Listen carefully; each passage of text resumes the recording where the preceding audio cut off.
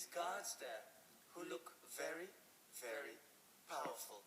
And they don't have glamorous, powerful, whatever kind of army kind of clothes. They're dressed in very simple shirts and trousers.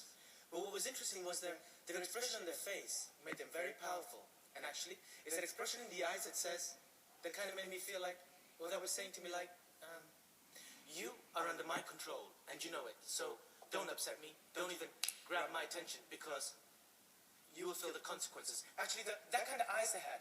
And what was interesting was, even on the way back from coming in from India, I studied their eyes a little more, and they really were soulless, and they really were, depends. Their eyes changed depending on their mood. So if any of them was like, I want to pick on you, they'd pick on you. Their eyes would say.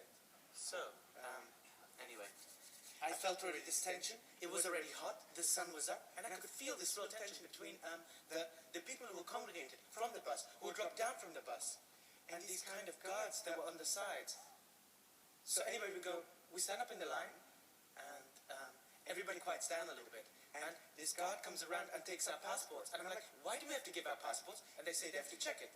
My cousin just give it to them. I know these are the regulations. And then eventually we gave them, I was convinced by him to give it to them. So I gave it to him, and he walked around and gave it to another guard, who gave it to another guard. And I'm like, fuck yes, my passport.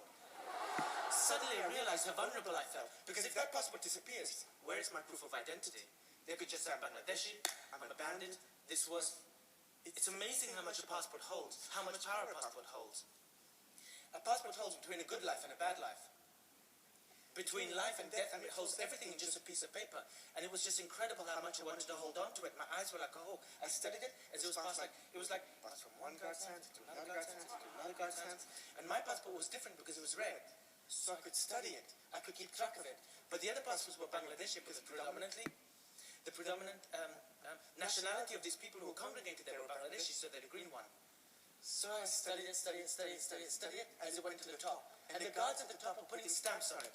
And suddenly there was this rush of people that went towards the guards, except it was kind of put to stop by other guards. These guards suddenly formed lines and said, no, you have to wait.